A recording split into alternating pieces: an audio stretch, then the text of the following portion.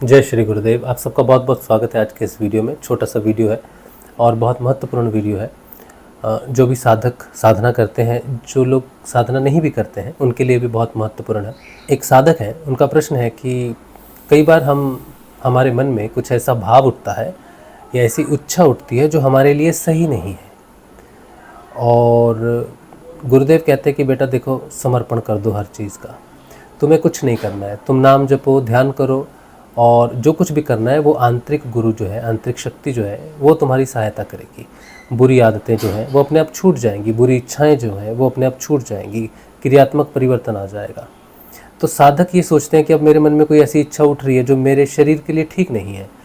जैसे सोचो किसी व्यक्ति को शुगर है और अब उसको मीठा खाने की बड़ी इच्छा हो रही है, मीठी चाय पीने की इच्छा हो रही है, या मिठाई खाने की इच्छा हो रही है, या चावल खाने की इच्छा हो रही है, या ऐसी कोई चीज़ खाने की इच्छा हो रही है जो शुगर के पेशेंट के लिए बहुत अच्छी नहीं है।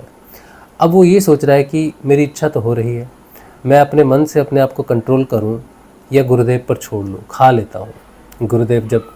गुरुदेव की इच्छा होगी तो अंदर से ही मन नहीं करेगा खाने के लिए। तो दुविधा ये है कि अब मैं अपनी इच्छा से उस वस्तु को, उस चीज़ को अपने लिए ना खाऊं जो मेरे लिए अच्छी नहीं है, या कोई भी ऐसी चीज़ जो हमारे लिए अच्छी नहीं है, क्या हम अपने मन से, अपनी बुद्धि से उसको कंट्रोल करें या छोड़ दें गुरुदेव के ऊपर। तो कभी कभी ये समस्या हो जाती है कि हमारा समर्पण ही नहीं है, क्योंकि हम तो अपनी इच्छा से, अपनी बुद्धि से सब कुछ कर रहे हैं। तो ये जो प्रश्न है, ये बहुत सुंदर प्रश्न है, बहुत बढ़िया प्रश्न है। होता क्या है कि हमारे मन की एक शक्ति है, और मन की जो शक्ति है वो हमारी जो त्रिगुणात्मक वृत्तियां हैं, जिससे रजोगुण, तमोगुण, सतोगुण, ये 3 वृत्तियां हैं, इनके साथ हमारी इच्छा शक्ति, कहीं कहीं तो हम अपनी इच्छा से कंट्रोल कर लेते हैं, लेकिन कहीं कहीं ये जो वृत्ति है, ये जो त्रिगुणात्मक शक्ति है, पावर है, माया है, ये हमें इतना प्रभावित कर देती है कि हम उसमें बह जाते हैं।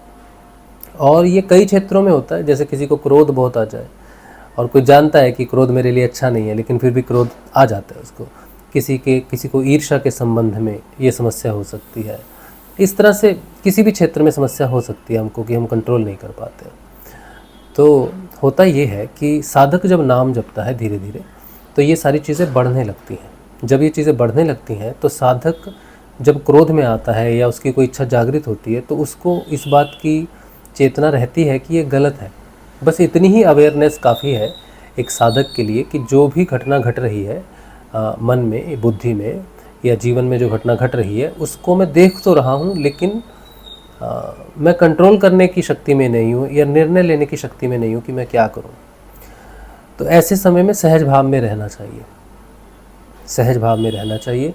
अगर देखिए कुछ चीज़ें ऐसी होती है जो करने से हमें नुकसान होता है, वो नहीं करनी चाहिए। लेकिन कुछ चीज़ें ऐसी होती हैं जो करने से उतना नुकसान तो नहीं होता, लेकिन फिर भी वो चीज़ें अच्छी नहीं होती। जैसे क्रोध है, करना तो नहीं चाहिए, लेकिन फिर भी परिस्थितिवश तो कभी कभी वो ज़रूरी हो जाता है, ऐसा लगता है हमें। जब हम नाम जपते हैं, गुरु जी का ध्यान करते हैं, तो धीरे धीरे क्या होता है कि इसी मन की शक्ति, ये जो हमारे अंदर किसी विचार से लड़ने की शक्ति है, वो धीरे धीरे डेवलप होती है। मन की शक्ति डेवलप होती है, और धीरे धीरे वो इतनी शक्ति हो जाती है कि वो विचार आता है और आप उसको आते ही निगलेक्ट कर देते हैं, डाइवर्ट कर देते हैं। फिर आपको उससे लड़ना नहीं पड़ता है। और जब और मन की शक्ति दृढ़ हो जाती है तो वो विचार आता ही नहीं है। जैसे सोचो कोई व्यक्ति है, कोई बच्चा है, उसने स्कूल पास कर लिया है। अब स्कूल पास कर लिया तो अब वो कॉलेज जाएगा। अब वो सुबह उठेगा तो उसे स्कूल जाने का विचार नहीं आएगा। क्यों नहीं आएगा? क्योंकि स्कूल जो है अब उसका विषय नहीं है। ये परिवर्तन होगा उसके जीवन में। ये तो स्थूल परिवर्तन है, बाहर का परिवर्तन है। इसी तरह से जीवन में भी परिवर्तन हो जाता है, सूक्ष्म रूप से भी परिवर्तन आ जाता है।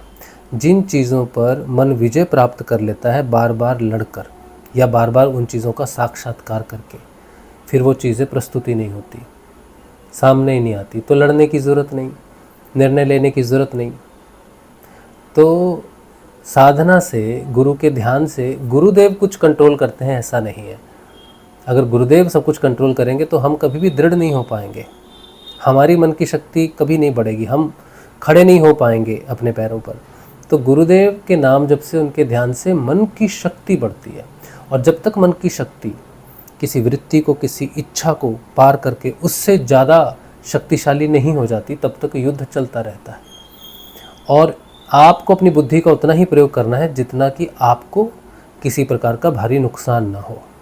तो अगर आप शुगर के पेशेंट हैं और आपको चीनी खाने की बड़ी इच्छा होती है, मीठा खाने की बड़ी इच्छा होती है, तो आपको मालूम है कि ये आपके लिए अच्छा नहीं है, तो लिमिट में आप अपने मन की शांति के लिए एक दाना चख लिया या थोड़ा एक सिप ले लिया चाय का, वहाँ तक ठीक है।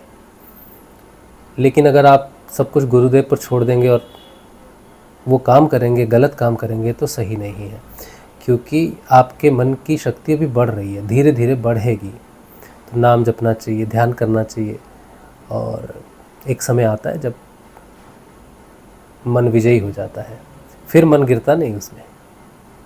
ठीक है, तो ये हमारे जीवन का खुद का अनुभव भी है। कई ऐसी चीज़ें हैं जो एकदम से प्रभावित करती हैं, एकदम से उठ जाती थी, लेकिन फिर धीरे धीरे वो चीज़ें दिखने लग गई कि ये हो रहा है, क्रोध आ रहा है, ईर्ष्या हो रही है, या कोई वासना उठ रही है, फिर ये चीज़ें दिखने लग जाती, बढ़ती ज़रूर है।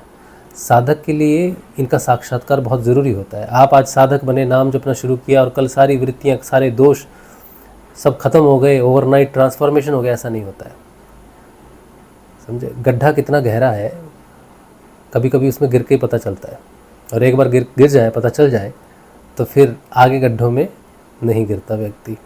साक्षात्कार जो है उससे ज्ञान, सच्चा ज्ञान प्रकट होता है साक्षात्कार से।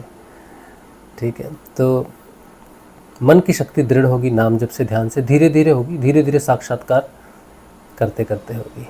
ठीक है, तो निर्णय वही लें जो आपके लिए नुकसानदायक ना हो।